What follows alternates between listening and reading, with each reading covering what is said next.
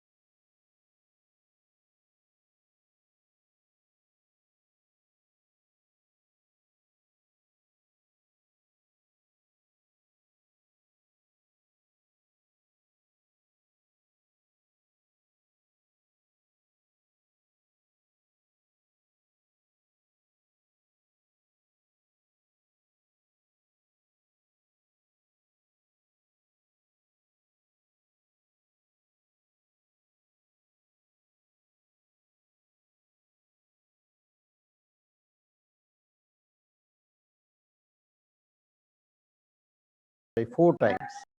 Now, with that, the carbon emission today from transport sector in India is about 13 to 14%, but it may go up in the business as usual case to about 18 to 19%. So that shows, that the government is taking a lot of action, that to reduce the carbon emission. And they have the number of the programs which we can talk about here, like say, for the which have been committed in the NDC document as well. So with this in background, where we are looking for the new technologies apart from those what are already existing, this, so whether this new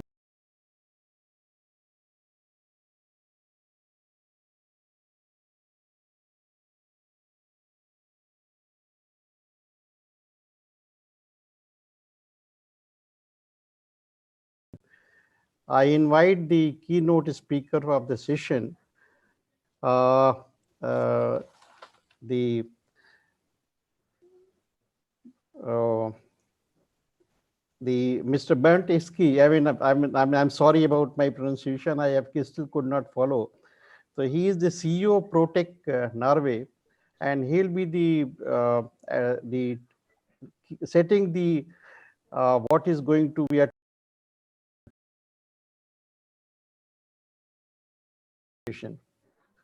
Mr. Bernd. Yes, thank you for the introduction and also the opportunity to speak at this important event. My name is Bernd Schreier, as you said, and I was born and raised in the fjord country of Western Norway. Between the steep mountains and the fjords, there is little room for roads. So the natural way to transport people and goods is actually on the water. And herein lies the maritime DNA that made Norway a front runner in shipping. Also, these fjords are now pushing the development of clean shipping through zero emission regulations in World Heritage Fjords. I would like to give you just a short introduction to Prototech. It is a company set up to develop profitable technologies which will positively impact our planet. It dates back to Christian Michelsen Institute, the first research institute in Norway, but was recently acquired by the Aker Group. our specialty is prototype development and energy systems for space and ocean space, bringing technology from space to the 7 seas.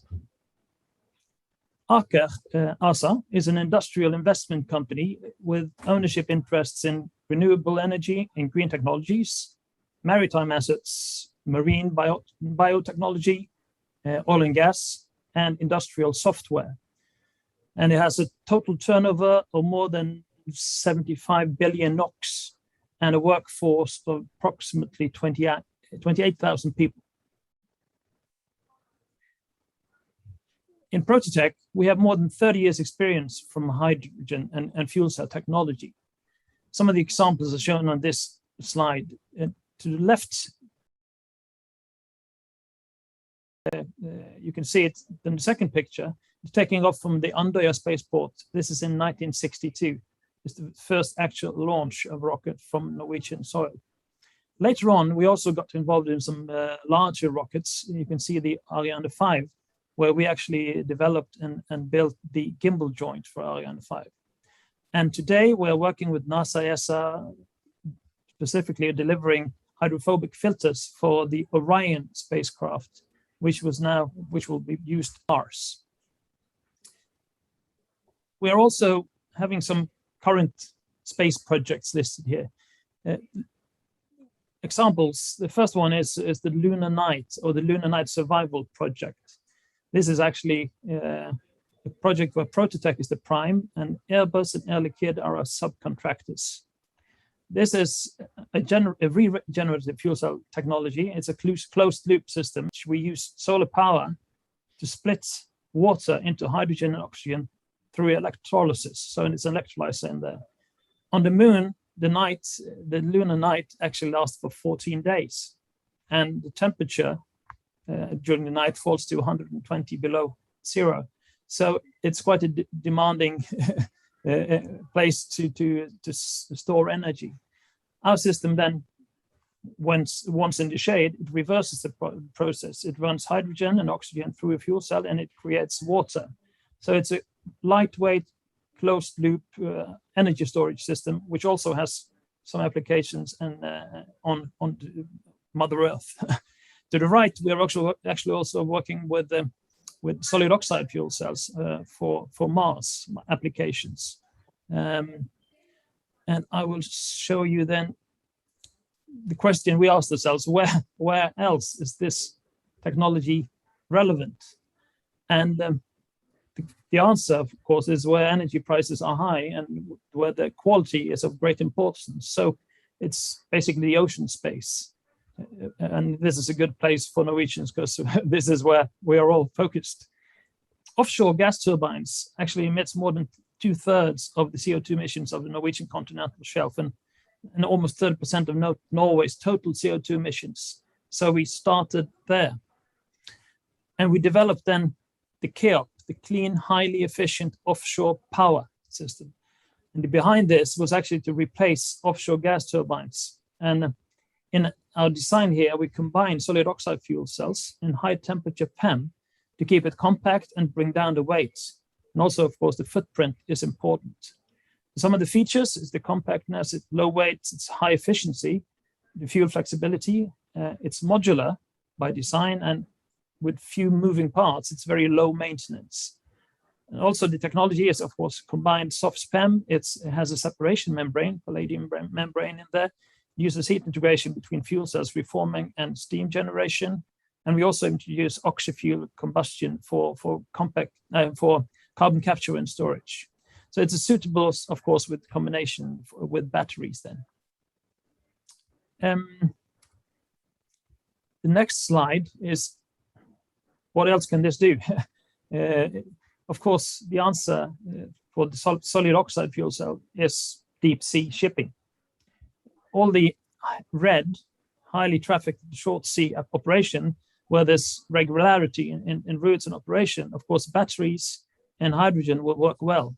But for transatlantic or Pacific crossings, alternative solutions are required.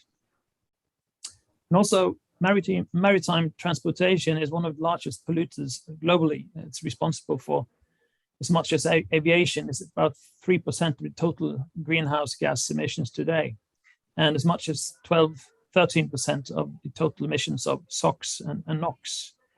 And as you all know, IMO regulations now require a reduction in the total annual emissions of at least 50% by 2050. And as I see it, there are 4 drivers behind this, the development of clean shipping. It starts with the consumer demand, and of course, very important, the carbon tax, the regulations, but also then you see the cost reduction of hydrogen and ammonia coming up, and the fact that actually the clean engines are now becoming available. DNV, through their maritime forecast, expect clean fuels to play an important role going forward. Or in their maritime forecast, they expect ammonia and LNG to make up as much as 65% of the fuel mix in 2050. And many ship owners today are trying to pick the fuel of the future, but we are of the opinion that you should rather pick the engine. And these are the alternatives. You got batteries, PEM fuel cells, combustion engines, and solid oxide fuel cells. And for deep sea, I believe batteries are not applicable. And the PEM solutions have some challenges related to infrastructure and cost at this point. While of course, fuel slip, methane fuel slip and pilot fuel are less desirable sides of combustion engines. So SOFs is still quite costly and under development, which I will come back to on the next slide. But still, it's the winner for deep sea in my book. We are currently running 2 large demonstration projects in Prototech. The Ship FC project is an EU-funded project where Viking Energy, owned and operated by Eidesvik on a long-term contract for Equinor, will have a 2 megawatt clean power unit retrofitted. The system shall be then demonstrated in commercial operation for at least 1 year and 3,000 hours annually. This is an ammonia fuel cell system, which will be installed in Viking Energy in 2023, and probably then the first time an ammonia-powered fuel cell will be installed on a vessel. The one to the right is the KEOP CESA. It's the next phase of the KEOP project, where we're actually working on installation of a 1.2 megawatt auxiliary power unit on an Odfjell tanker. It's a chemical tanker vessel. This is part 2 of this development program, and it's a joint development with Wärtsilä and Odfjell. You can also see the other partners below the pictures here. Lundin is actually part of that project as well. I can see they are not on here. Sorry about that.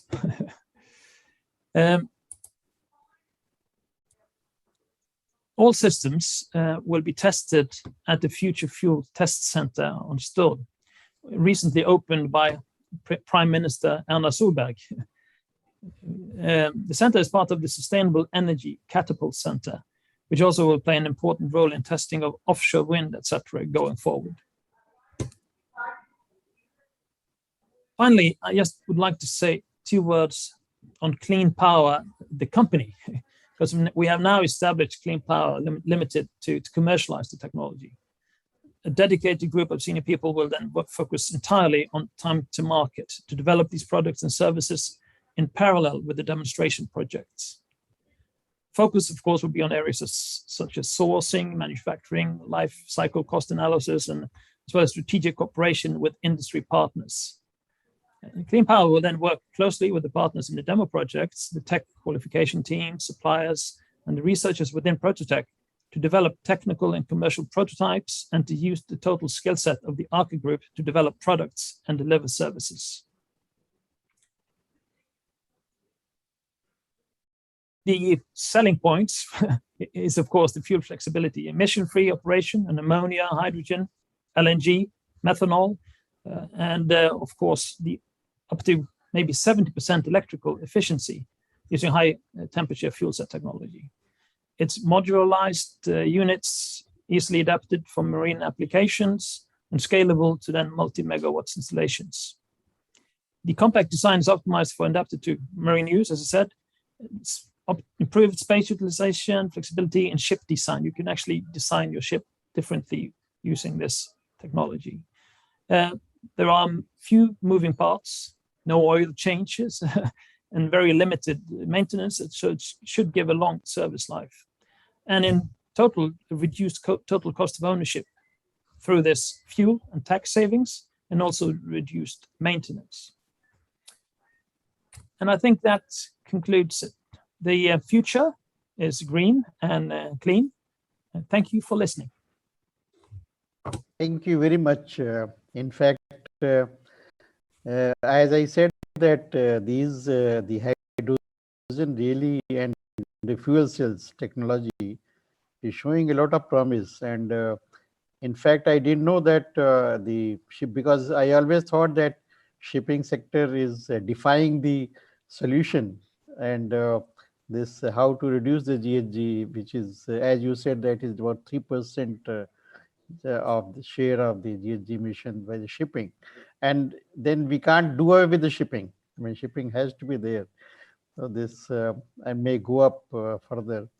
So this, at least there is some kind of a ray of hope for the shipping sector as well with this fuel cell technology. So thank you very much for your enlightening keynote address.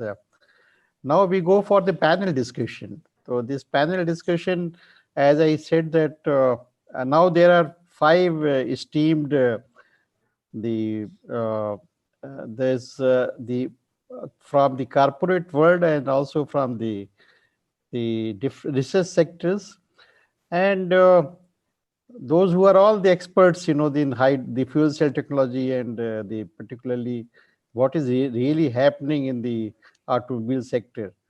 So this I invite the first panelist, Mr. Vikram Gulati, who is the Vice President of Toyota Kirloskar Motors India. And these panelists will take, my request will be that they take roughly about 5 to 6 minutes, or maximum 8 minutes, that, so that we have plenty of time for the question and answer session. Mr. Gulati. Hope my presentation is visible. Yeah, it is. So thank you for having me. Hydrogen really makes huge sense as far as India is concerned. And it's not only India, globally, it's extremely promising energy storage medium going forward, primarily because of the fact that the availability of hydrogen is going to be not an issue. It has renewable energy, biomass. The time you can store the energy is much, much longer, and energy density is much higher as compared to other options, including battery. And given the fact that it has application across sectors, especially around the heavy energy requiring industrial sectors going forward, it really is a very promising fuel for the future. As far as India is concerned, it promises to be a solution which can dramatically reduce our import dependency on energy, make us energy self-reliant. This, in addition, leading to a much cleaner future, both in terms of pollution as well as carbon mitigation, as well as economic growth that is greener and cleaner. As far as Toyota is concerned, we are committed to sustainable growth. In 2015, our chairman had announced Toyota Vision for 2050, which is Toyota Environment Challenge, which is around 6 challenges, and 3 of these challenges are around zero carbon emissions. So it includes zero carbon emission from the vehicles that we manufacture by 2050, but goes well beyond that, and also encompasses the manufacturing side of impact of the manufacturing activity, and also covers life cycle zero carbon. So in effect, in 2015, we declared a target of reaching zero carbon from a life cycle perspective of the products that we make by 2050, much ahead of the times. As most of you would be aware, Toyota has been working in electrified technologies and environmental technologies since early 70s. And in early 90s, we actually came out with an electric vehicle called RAV4. Since then, we've been consistently working towards popularizing all electrified technologies, which includes battery electrics, hybrids, PHEVs, and hydrogen. Of course, we are getting much more deeper into electrics and hydrogen now that the consumer acceptance and technology price down is now beginning to show meaningful movement. Because we've been consistently working and in a pioneering manner towards electrification, we've achieved a cumulative sale of 17 million electrified vehicles in our journey till now. Going forward, we are committed to electrification. So by 2025, you'll see every year Toyota selling globally 5.5 million electrified vehicles, of which 1 million is going to be either battery electric or fuel cells. Our journey in the fuel cell space started very early 1992, and the first Mirai, which came into sales, was in December 14. What one must understand when we talk about electrification, and this is very important, is the fact that all electrified technologies, whether it's a strong hybrid, battery electric, plug-in, or a fuel cell, the key factor is that they all have electric powertrain, wherein the electric powertrain parts are common. So motor, batteries, and inverters. This is very critical in terms of building scale and being able to localize many of these components. So fuel cell, if you look at it, is nothing but an electrified technology which is self-charging, wherein you have a battery. In addition to that, you have a fuel cell and a hydrogen tank. So to just give you an example, the Mirai, the motor and the PCU is same as RX 450h, which is the hybrid Lexus. And you have the battery, which is same as the Camry hybrid. And of course, the only differing part being the fuel cell components, which is the stack and the hydrogen tank. Now, this is very critical in terms of driving volumes, which can drive down costs to make the technology viable. Talking about making technology viable, when we started in 2008, when first model was introduced, and going up to 2015 when the Mirai came in, the cost down that we've seen is around 1/20th. Going forward, these costs have come down dramatically even further, but there is a lot more needs to be done. And there is requirement of ever improving performance and improving the cost equation for this technology to become mainstream. As far as numbers are concerned, Mirai in 1920 sold approximately 10,000 units. Going forward, it's going to be shifting from a niche manufacturing to assembly line, sort of a semi-mass manufacturing going forward this year onwards, targeting around 30,000 units per year. The key, like I said, is for manufacturing to take place, we really have to get scale. In order to get scale, the key aspect is aggregation of demand. And therefore, Toyota has also been looking well beyond just cars. And we've been using the fuel stack and the hydrogen system in many other applications like the buses, trucks, both large and small, as well as looking and exploring industrial applications along with stationary power storage possibilities. This is through modelization of the fuel stack, which allows it to be used in different applications. The scale multiplication can be huge. For example, in a bus, you would use up a fuel cell stack 40 times that of a Mirai. And this is the really key in terms of developing scale and driving down costs.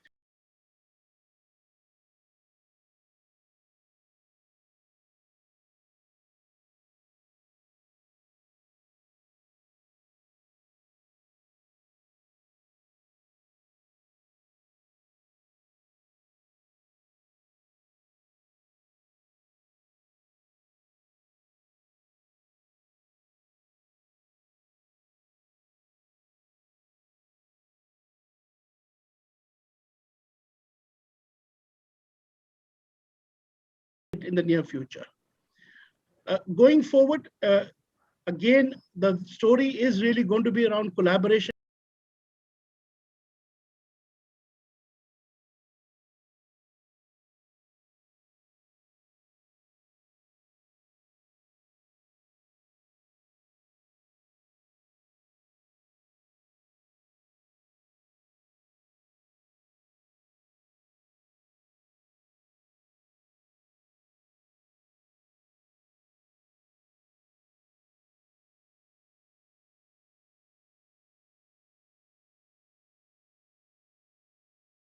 Motors and power controllers.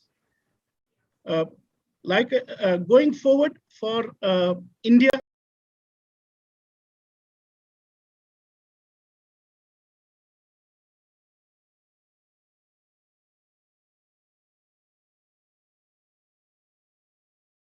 both expansion of hydrogen demand as well as supply of affordable hydrogen. So there have to be interventions both on the supply side and demand side, and all the stakeholders, the industry, the government, and the academia will have to collaborate for this purpose. Some of the low-hanging fruits which we see that can be looked at is acceleration of regulation harmonization with international regulations, incentives and tax benefits which are otherwise being extended to battery electric vehicles. Going forward, the most meaningful regulation that can really in India is linking the GST or the taxation to carbon emissions, because that makes it in terms of merit-based taxation. So these things, we believe the government with its recently announced mission for green hydrogen, we believe these interventions will come in, and this will definitely speed up movement towards the hydrogen economy in India. Like I said, in India, manufacturing, we are committed. We want to do it as fast as possible. But one of the key things for local manufacturing of any of the electrified vehicles, whether it's a hybrid or a electric or even a hydrogen vehicle, whether it's a car or a truck or a bus, it's really going to be about getting investment viability, which can come only if there is aggregation of demand. And we believe that can be achieved by supporting all electrified technologies, right from a strong hybrid to a plug-in to a battery to a FCEV. This is, of course, based on the minimum requirement of supply-side incentives, which government is already working on. Going forward, we see that hydrogen and electricity are complementary. They are not competitive, but they are synergic. And both of these means are going to kind of complementarily work going forward. In the transportation space, we see that when you talk about electrified technologies, there's going to be relevant space for all technologies going forward, even well beyond 2030s, 40s. And that really depends upon consumer requirements, which can be defined in two key parameters of vehicle size and travel distance.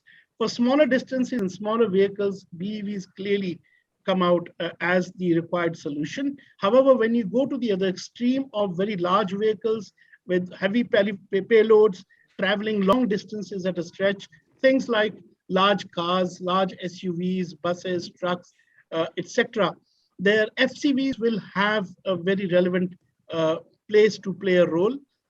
With that, I'd like to conclude and thank you for having me. Thank you so much.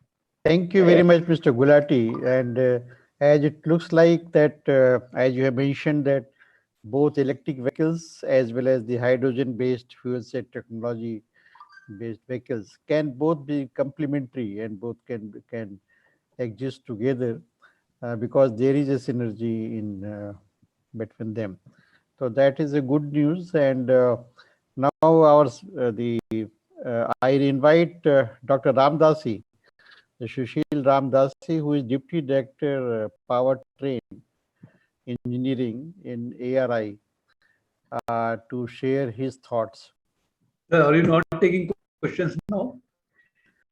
We'll take questions after all the panelists have. So thank you, Prakash ji. I would like to share my screen.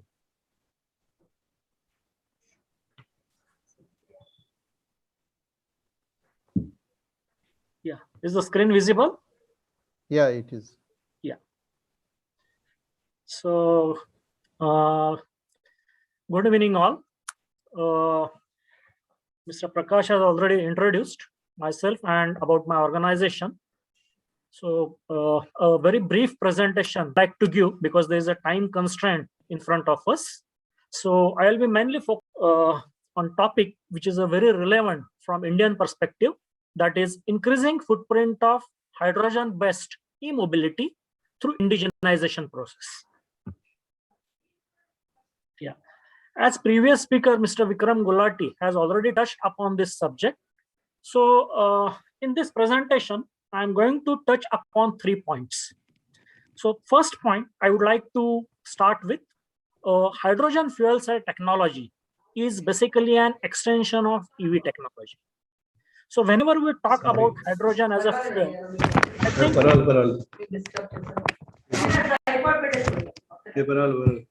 hello, yeah, there's some disturbance coming. That's so hydrogen fuel cell technology is an extension of the EV technology. I think this is very, very important, and this is need to be, what I can say, even communicated to a mass scale, because there should not be any distinguishing right now that there is a hydrogen vehicle and which is an electric vehicle. Rather, it is an extension of the electric vehicle technology. So in this, on the screen, you can see that basically the electric vehicle, which is converted into a fuel cell based electric vehicle, which is a very, very simple kind of a concept layout in which you can see a conventional electric drive related systems like battery, then DC converter, then DC to AC inverter, electric motor, then at the back there will be battery management system, motor control units, etc. So everything is coming from the electric vehicle. But on top of that, on the left hand side, you can see that a fuel cell system which is add-on into the existing EV architecture. So we will go slightly into the more detail of this. So if we divide the entire fuel cell electric vehicle into the 3 segments, as I already mentioned, the first core is the electric vehicle. Second one is the fuel cell plant, which is on the screen. And the third one, if we want to go further in detail, then we have to concentrate on the high pressure hydrogen storage, which is onboard kind of storage.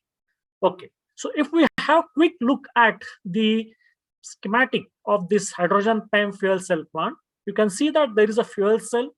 Then from cell, we are making a stack out of it. And then this stack is fed by the high pressure hydrogen on anode side. And from cathode side, we are supplying the oxygen. The objective of showing this slide is that we should capture what are the systems and the components while making a complete fuel cell engine. Because once we have in front of this, then we can talk on the indigenization process. So first point, we have covered that fuel cell is an electric vehicle. And in that electric vehicle, which is an extended electric vehicle, we have converted into the 3 segments, out of which the second one we have covered, that is the fuel cell plant. Yeah. The second point, which I want to touch, that hydrogen fuel cell technology is a complementary to the EV technology. First, what we said, it is an extension of the EV technology, but it is not a competitor. It is a complementary to the EV technology, especially from Indian relevance. This point is a very, very important because now EV penetration is increasing, but still there is a challenge offered by limited range. There is a challenge offered because of the limiting charger infrastructure, cost of the battery technology. Right now, the battery cost is coming around 200 to 220 US dollar per kilowatt hour. There is a possibility to slash it around 150 US dollar per kilowatt hour down the line, maybe around 5 to 8 years. And of course, to charge that battery, if we are going with a conventional charging, there is a long charging time.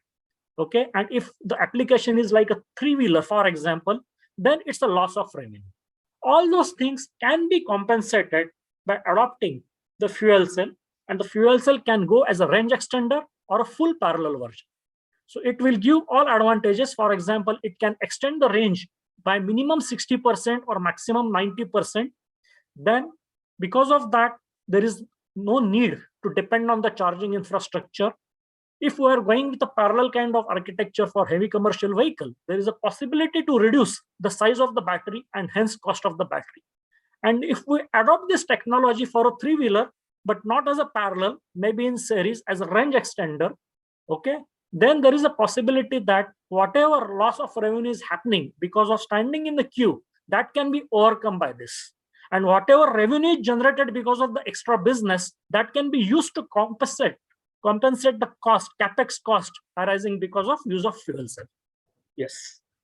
The third very, very important aspect is the indigenization.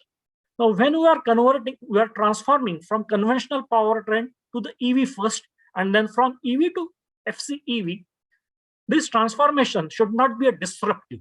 It should be a smooth transition, okay? And for that, we should think on how to make feasible and sustainable business scenario.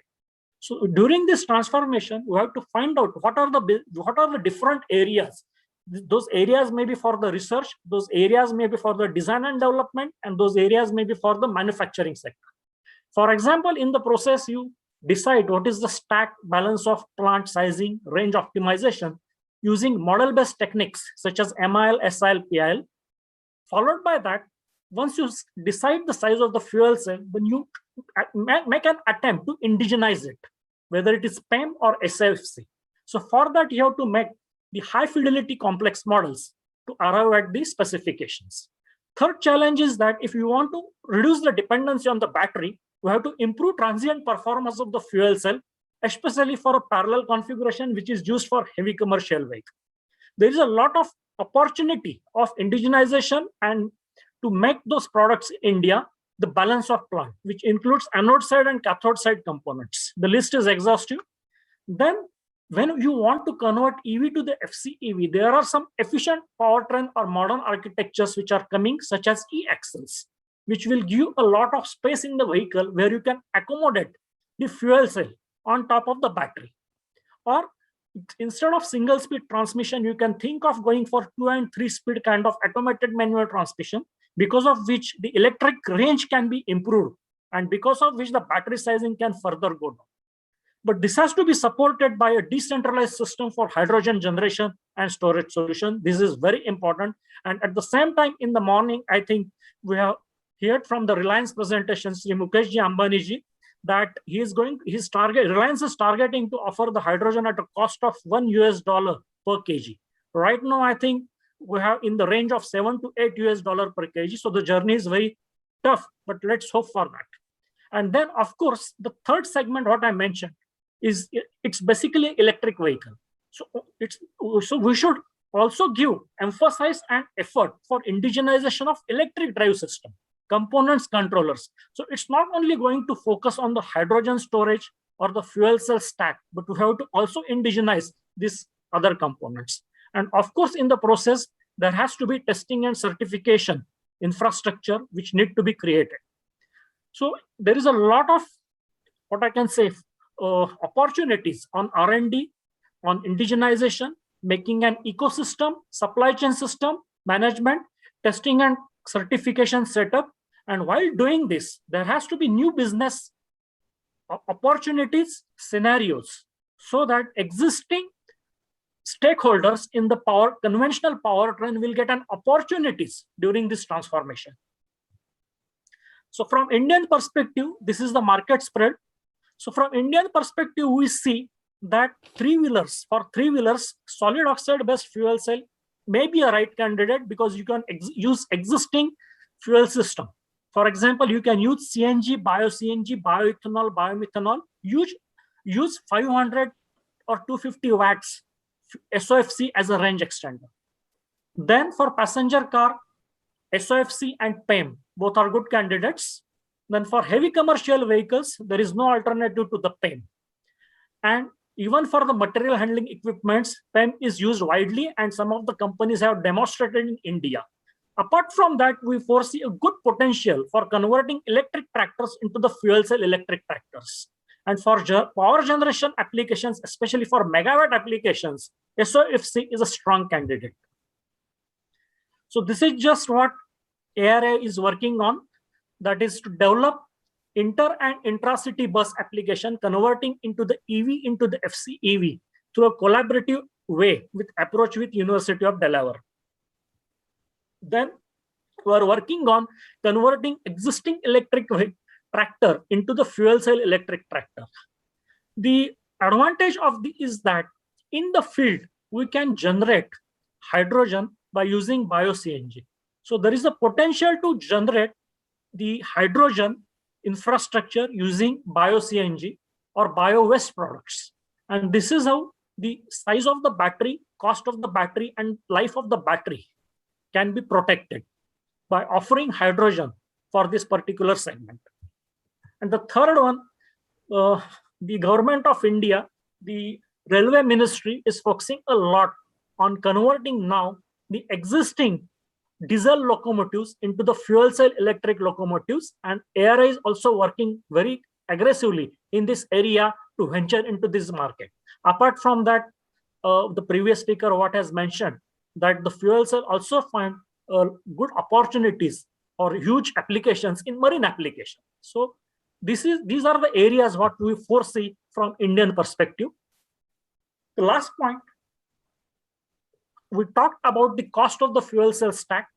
We talked about the indigenization of the electric drive system and components, but we should not forget at this moment, the hydrogen storage, we are importing all those components and system associated with it. And it's a very costly, which is making the capex out of the limit. In order to bring the capex, we have to focus on fuel cell stack cost, hydrogen storage cost, and the third one, as I already mentioned, that the battery and the electric drive system components. So there is a lot of potential to develop indigenous hydrogen storage, especially the aluminum composites having as a lining and supported by a carbon fiber composites, so that we can make 350 and 700 bar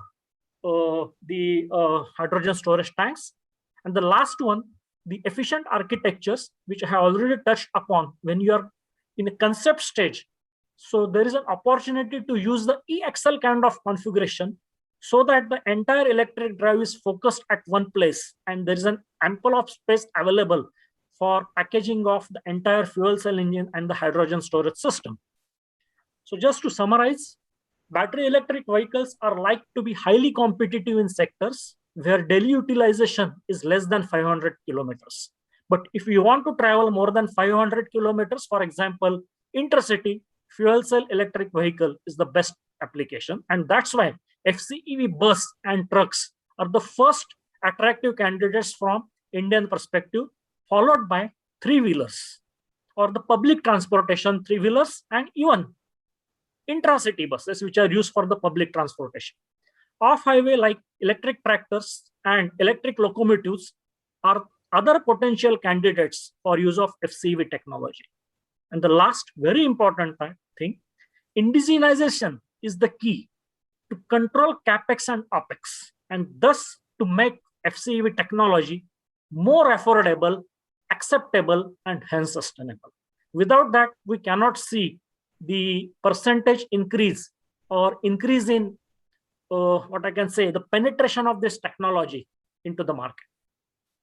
Thank you very much. Thank you very much, Dr. Sushil Ramdasi. In fact, you have very elaborated in detail that about this technology, which many people might not be knowing in that detail. So thank you very much. Now I request Mr. Christian. Thank you. Yeah. So this Mr. Christian E. Hemsworth, who is Executive Vice President and Project Director, the fuel cells in Carvus Energy. Christian. Thank you, Prakash. So now I hope everyone can see my screen. I'll start with a short introduction of myself and Corvus. I'm the project director for our fuel cell development in Corvus. Let's see if we can remove this one just away, so there. And have worked in the marine industry my whole life. I worked with the design of ships, with design of powertrains, and testing and commissioning, getting ships running, type of hybrid technologies. I joined Corvus Energy a few years ago. Corvus Energy is the world's largest supplier of marine energy storage systems. More than half of the world's ships using battery technology are using batteries produced by Corvus Energy.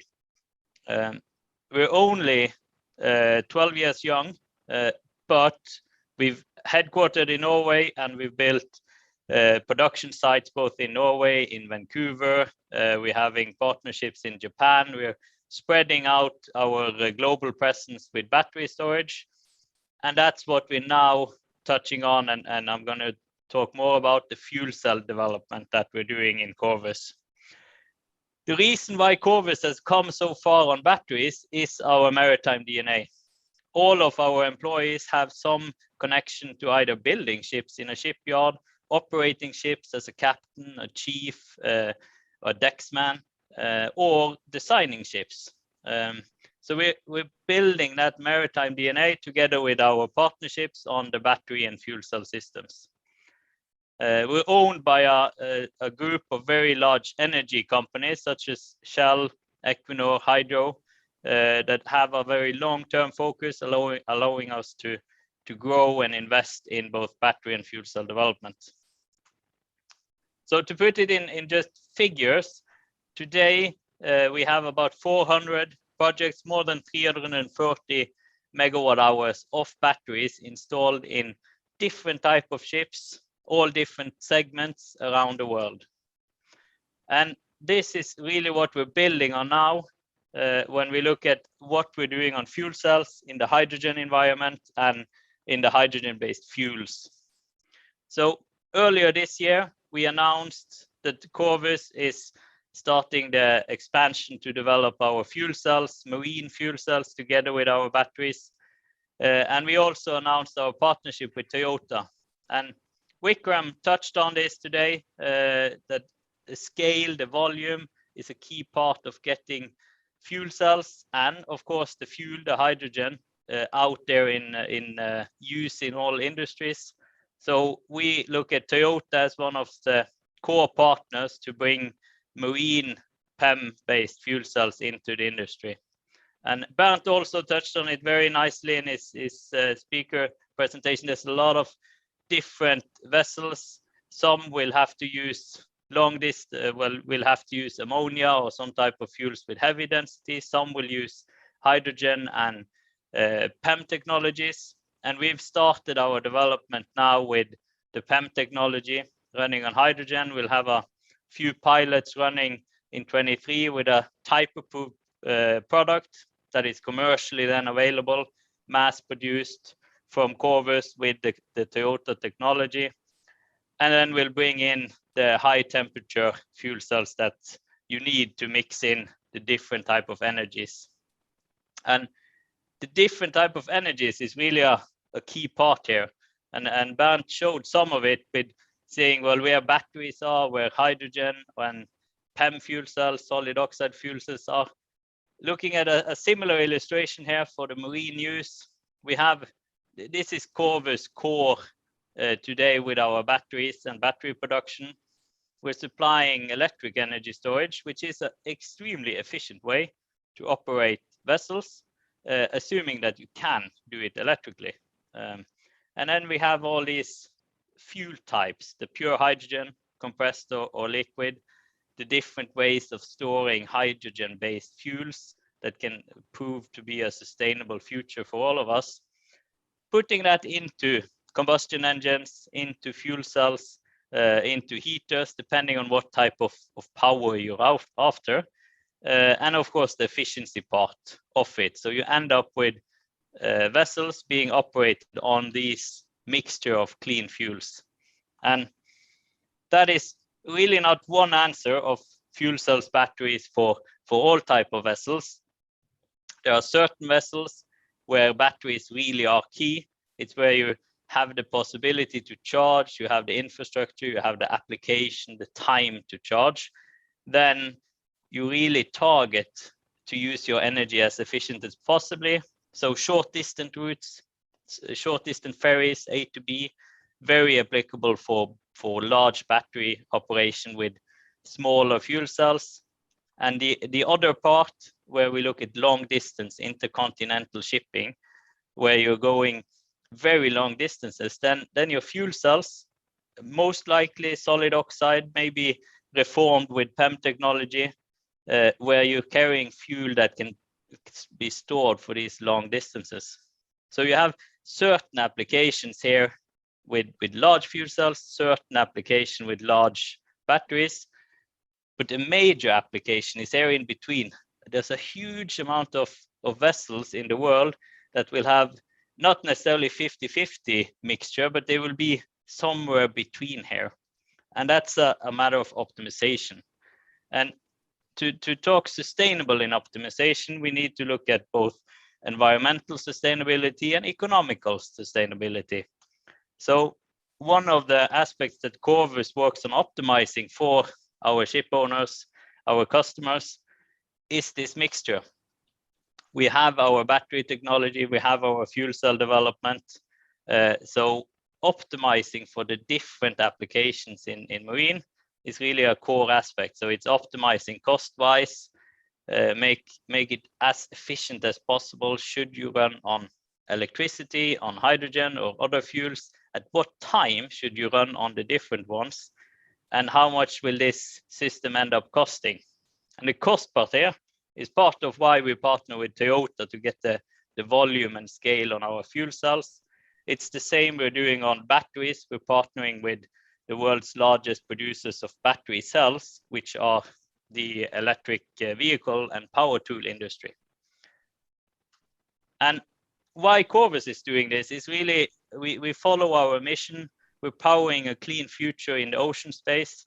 And we have a vision of being the leading provider of zero emission solutions to the ocean space. And we can proudly say that today we are that, based on our battery technology, based on all of those 400 vessels out there running on batteries, either hybrid or full electric. And we're seeing now hydrogen, ammonia, hydrogen-based fuels becoming an extremely important part of the future.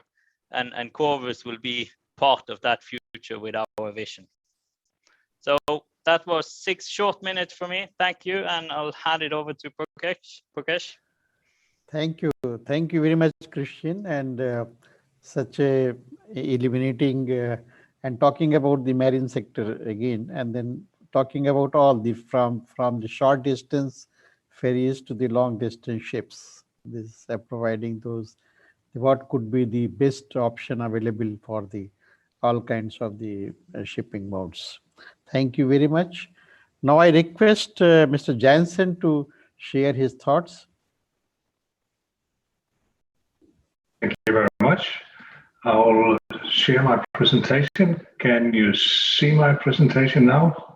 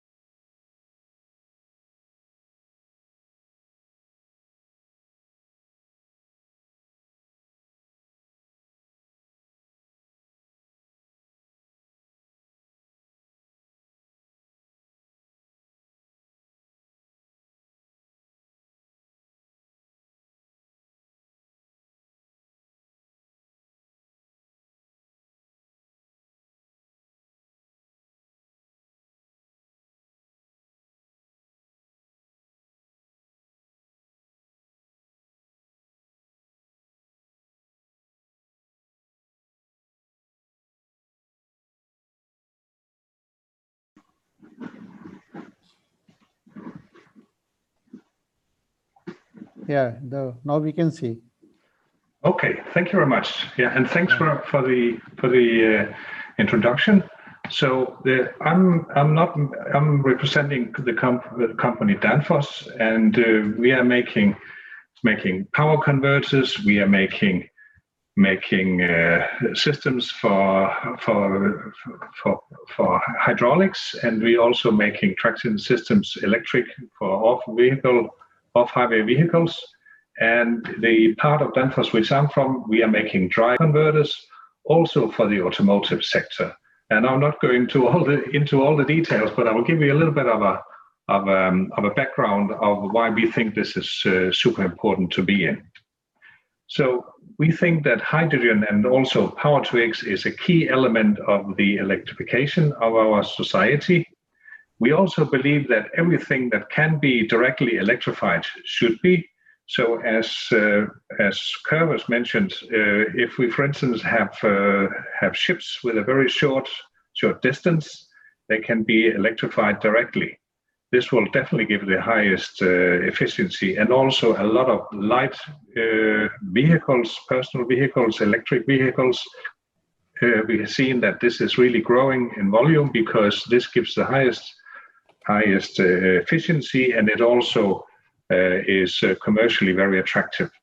But where we think that electrolysis, hydrogen, and also power-to-X, where the hydrogen is converted into e-fuels, has a great future, is that this is a way of electrifying some of these very difficult to electrify applications like aerospace, like heavy shipping, and so on, where it's otherwise really difficult to run on electricity. So I think there's a place for everything, and we don't necessarily see a conflict between the technologies. There's room for everything.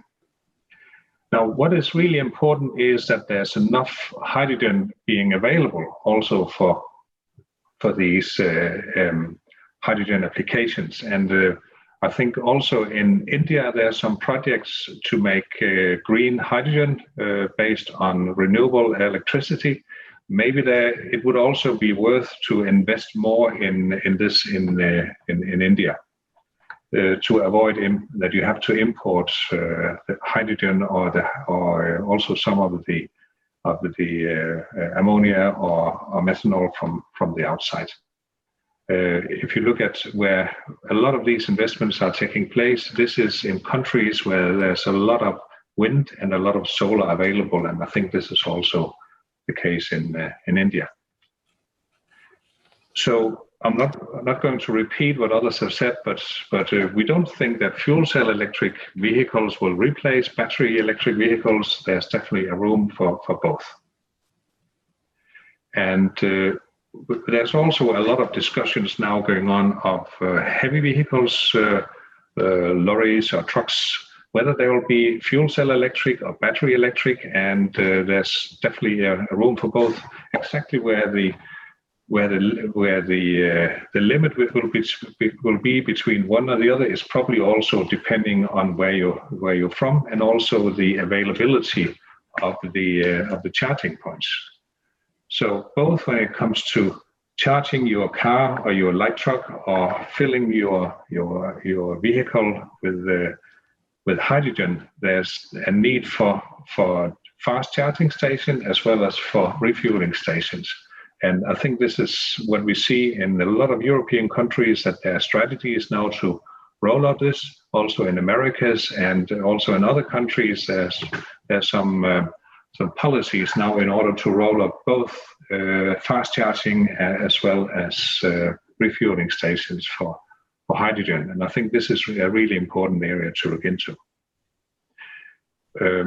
When it also comes to efficiency in making the electrolysis, so we are also involved on the production of the electrolysis. We don't make the electrolyzers, but we make the power conversion for the electrolyzers.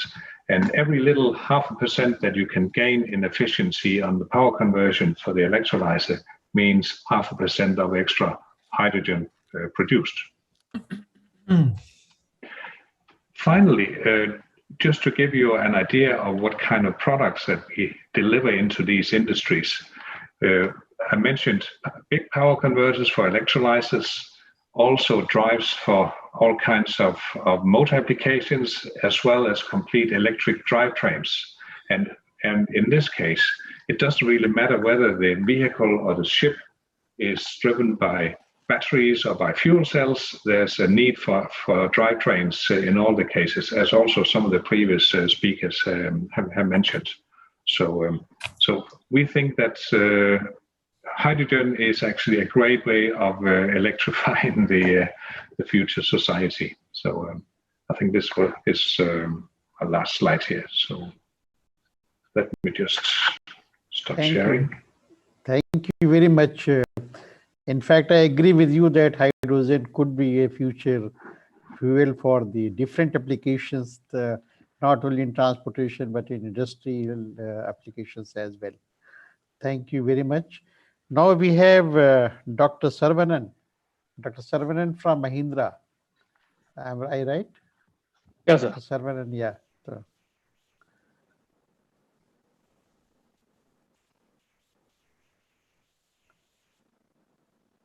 able to see my screen, sir? yeah, we can. Okay. Very good evening to all the panelists. And today I'm talking about the applications of hydrogens for the with respect to the automotive things. Predominantly the work which have been done is predominantly on the automotive sectors, on either based on the IC engines or for the fuel cell perspective.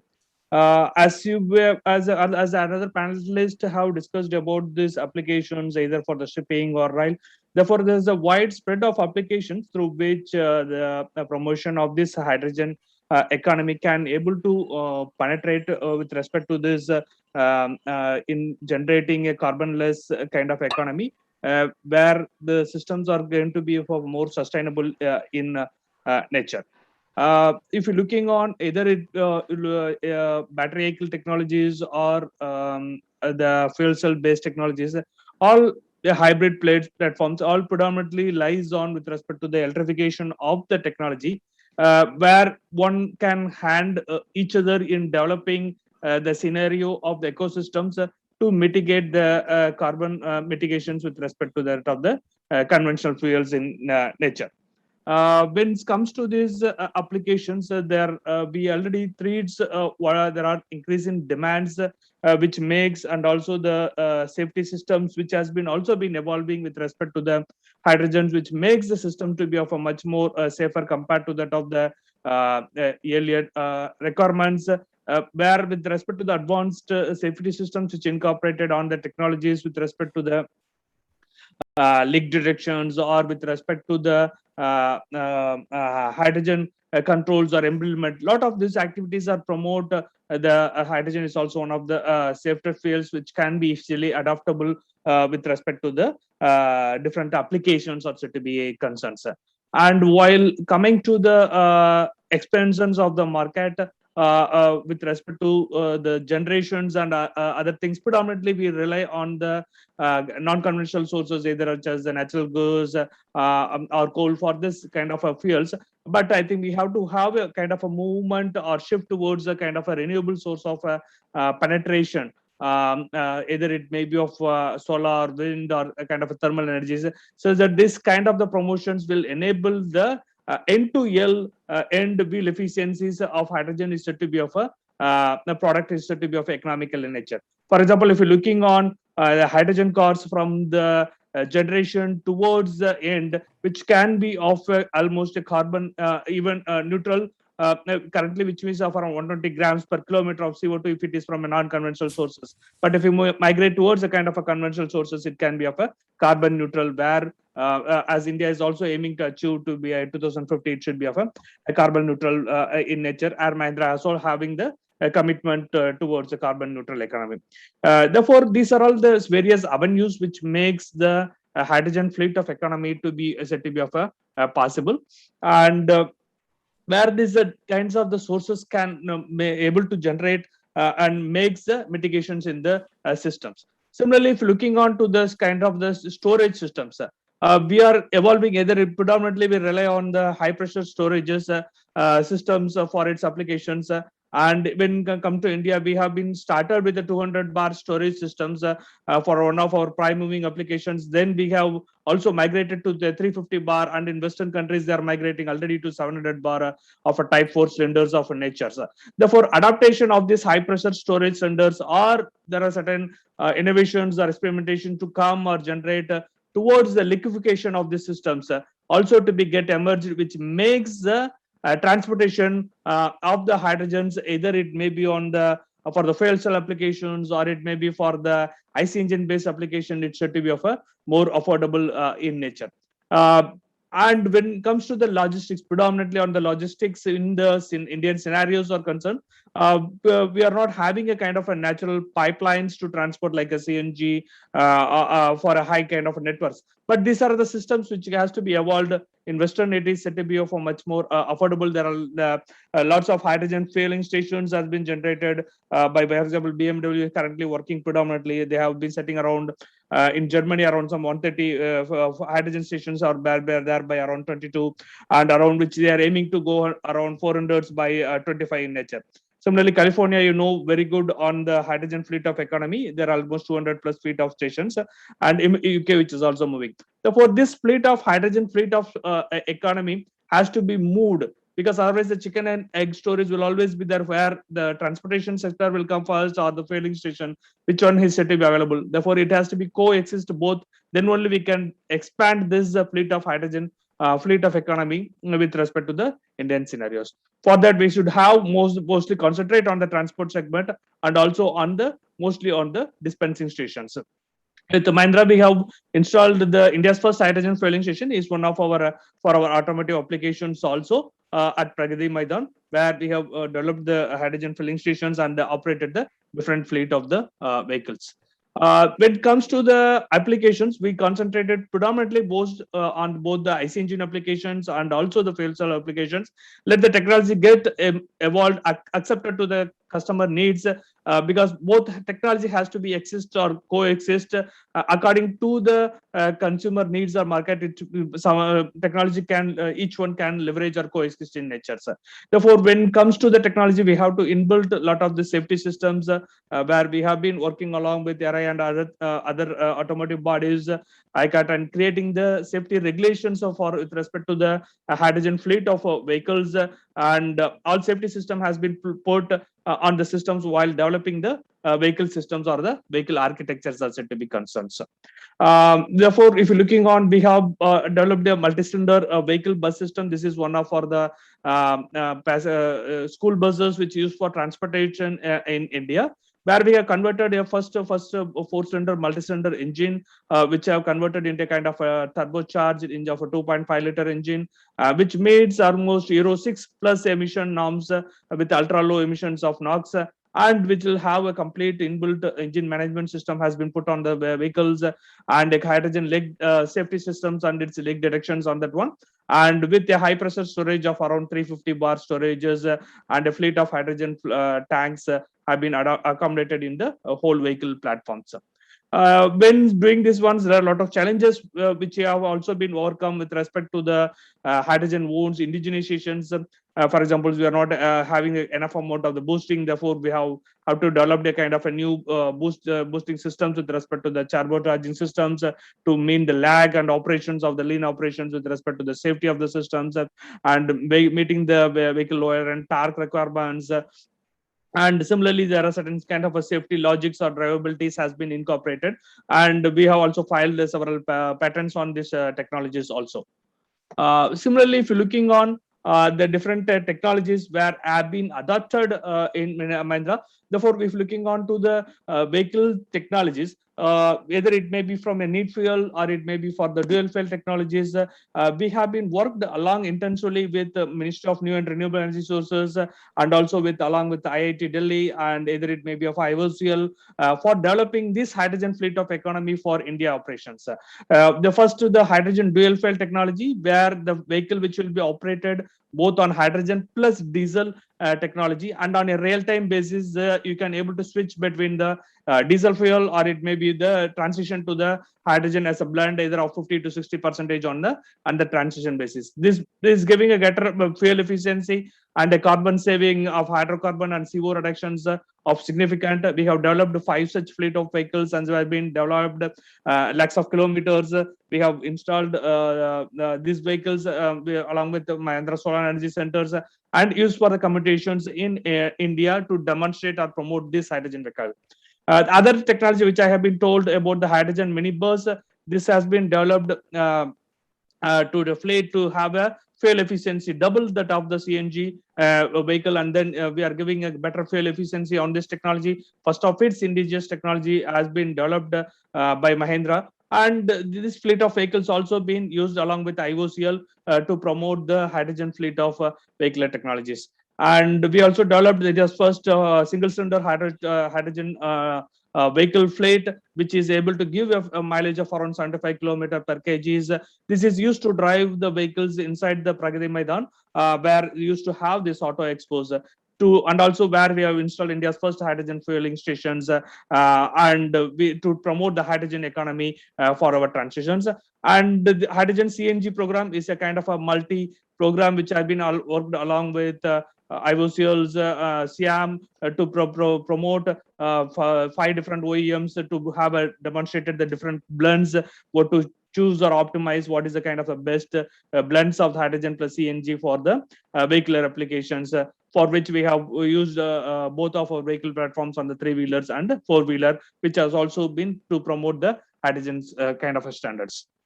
And when it's coming back to the technologies on the fuel cell technologies, which has also been developed engineerization with respect to the PEM fuel phase technologies of 15 kilowatt, which has been implemented in one of our cargo platform for the passenger fleet in India, where we have been packaged these technologies and complete architectures with respect to the balance of plant and the battery module systems to have a better leverage with respect to the and incorporate all the safety systems to promote to have the passengers safety on this one. This about some glimpses of the vehicle which have been commercially launched, and a small video about the vehicle technologies which we have been described or developed by Mahindra in this one. This is the fleet of vehicles at India Gate. We have developed the hydrogen plus CNG blends of vehicle, which has been instrumented with and created the kind of the awareness of using the hydrogen plus CNG. And this is the first hydrogen powered 3-wheeler which have been developed and showcased in the Pragati Maidan, where it gives a mileage of around 75 km. And this is the first hydrogen station have been installed in India, and it's a currently of 200 bar, which is capable of 350 bar delivery. This has been project with Unido has sponsored that project. This is on the dual fuel technology, which I have been told, where you can have the real transition between the hydrogen with respect to the diesel technologies on a real-time basis. This is tested under our R&D facilities, where you can able to see on the real-time transitions between the two fuel mode, and you can show on the percentage level. This is a turbocharged bus which have been developed, where it can able to run on neat 100% hydrogen, which is meeting Euro Plus emission norms, and which is having the better amount of the drivability. Therefore, if you're looking onto the kind of the fleet or the technologies, we have the technologies to for all technologies, either it may be for a neat fuel or it may be a blend of fuels with respect to, or it may be for fuel cell technologies.